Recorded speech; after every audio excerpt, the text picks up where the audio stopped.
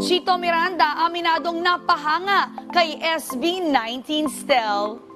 Inamin ng Filipino singer-songwriter Chito Miranda na nung sinabi na meron silang makakasama sa The Voice Generations na mula sa Filipino boy band group na SB19.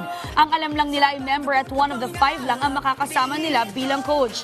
Pero habang nagpo-progress ang kanilang taping, talaga nga namang napabilib si Chito kay Stel. Kaya naman agad niyang sinabi ng parokya ni Edgar vocalist na pinapakitang galing ni Stel, ito daw mismo ang bubuhat ng show. Dagdag pa ni Chito na sobrang humble at full of wisdom daw si Stel. At sinabi din na quote-unquote, alam mo yung nagbigay sa'yo ng payo, parang such a good friend when he talk. I just find him amazing.